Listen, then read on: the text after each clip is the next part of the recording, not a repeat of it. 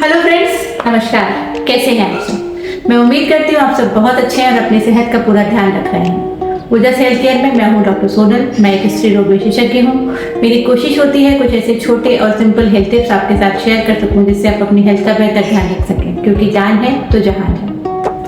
Menopause के आने के दौरान या मेनोपॉज के बाद या मेनोपॉज से पहले महिलाओं के जीवन में बहुत सारे चेंजेस आते हैं और वो उनसे कई बार बहुत ज़्यादा परेशान हो जाती हैं। कई बार उन्हें नहीं पता होता है क्या करना होता है, क्या नहीं करना होता है। कुछ महिलाओं का कहना होता है कि मेरे पीरियड्स कम आने लगे हैं, क्या ये मेनोपॉज का इंडिकेशन है। बहुत बार कुछ महिलाएं काफ़ी दिनों तक हेवी पीरियड से परेशान होने के बाद मेरे पास आती हैं। उनका कहना होता है कि उन्होंने अपने फ्रेंड सर्कल में जब बात करी तो उन्हें ये कहा गया कि पीरियड्स हेवी आना मेनोपॉज का एक इंडिकेशन है। तो आज हम बात करने वाले हैं मेनोपॉज के बारे में। मेनोपॉज क्या होता है, क्यों होता है, मेनोपॉज के नॉर्मल लक्षण क्या होते हैं, मेनोपॉज में कुछ परेशानियां क्या क्या हो सकती हैं महिलाओं के साथ, और किस तरीके से 5 बातों का ध्यान रखकर आप अपने मेनोपॉज को स्मूथ बना सकते हैं। क्योंकि हर महिला की लाइफ का तकरीबन 2/3 हिस्सा मेनोपॉज के बाद का होता है, जिसको कि बहुत अच्छे से डील करना किसी भी महिला के लिए बहुत इंपॉर्टेंट हो सकता है। तो आइए शुरू करते हैं। सबसे पहले बात करते हैं कि मेनोपॉज क्या होता है।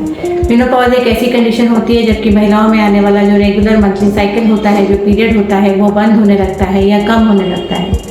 इसकी वजह होती है कि महिलाओं की जो ओवरीज होती हैं उसमें कुछ चेंजेस होते हैं, एजिंग वाले चेंजेस, जिसकी वजह से ओवरीज से निकलने वाले हार्मोन्स ईस्ट्रोजन्स और प्रोजेस्टेरोन्स उनकी मात्रा कम होने लगती है।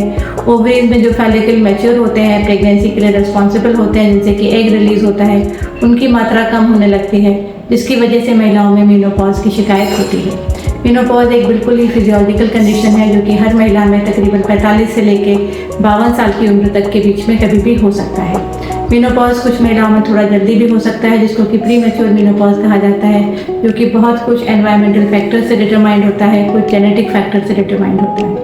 लेकिन मेनोपॉज में किन बातों का ध्यान रखना है, किन परेशानियों का आपको सामना करना पड़ सकता है, इसके बारे में जानकारी होना, जागरूकता होना बहुत ज़्यादा ज़रूरी है। क्योंकि मेनोपॉज एक ऐसा फेज़ है जिस टाइम महिलाएं अपनी लाइफ का तकरीबन आधा हिस्सा क्रॉस करने के बाद कभी कभी फैमिली लाइफ की वजह से, प्रोफेशनल या पर्सनल लाइफ की वजह से कुछ परेशान रह सकती हैं, और फिर बॉडी में आने वाले ये जो सडन चेंजेस होते हैं ये भी इस परेशानी में ऐड ऑन कर सकते हैं। तो इसलिए मेनोपॉज के बारे में जानकारी होना बहुत ज़्यादा ज़रूरी है। जैसा कि मैंने बताया, चूँकि हार्मोन्स की कमी होने लगती है तो उसकी वजह से पीरियड्स जाने लगता है। पीरियड्स जाने के जो तरीके होते हैं, कुछ केसेस में पीरियड धीमे धीमे कम होने लगते हैं, उनका ड्यूरेशन बढ़ने लगता है, बीच का गैप, और धीमे धीमे पीरियड बिल्कुल चले जाते हैं। पर कुछ केसेस में पीरियड्स एकदम से भी जा सकते हैं। पर आमतौर पर पीरियड्स हेवी लगातार अगर आ रहे हैं तो ये मेनोपॉज का इंडिकेशन नहीं होता है। अगर मेनोपॉज के आसपास यानी 45 से 50 ईयर्स के आसपास पीरियड्स अगर आपको हेवी आ रहे हैं तो कभी कभी ये चिंता का विषय हो सकता है, किसी किस्म के कैंसर का इंडिकेशन हो सकता है। तो ऐसे केसेस में ज़रूर आपको अपने डॉक्टर से कंसल्ट करना चाहिए और ये बिल्कुल सोच कर नहीं बैठना चाहिए कि ये नॉर्मल चेंजेस हैं। इसके अलावा ऐसे कौन से 5 टिप्स हैं जिससे कि आप अपने मेनोपॉज को स्मूथ बना सकते हैं। सबसे पहले एजुकेशन या जानकारी बहुत ज़्यादा ज़रूरी है।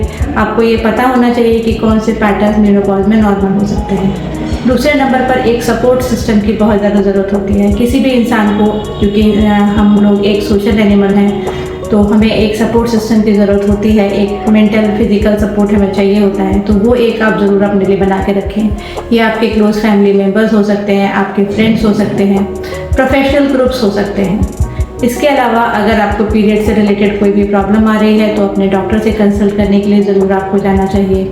न्यूट्रिशनल सप्लीमेंट्स की बहुत ज़्यादा ज़रूरत पड़ती है, कैल्शियम की कमी होने लगती है, और अगर मेनोपॉजल सिम्टम्स बहुत ज़्यादा हो रहे हैं तो हार्मोन रिप्लेसमेंट थेरेपी की भी ज़रूरत पड़ती है। और इसके अलावा सबसे ज़्यादा ज़रूरी है जागरूकता की। अपने आप को अलर्ट रखिए, जागरूक रहिए और अपने मेनोपॉज को स्मूथ बनाइए। धन्यवाद।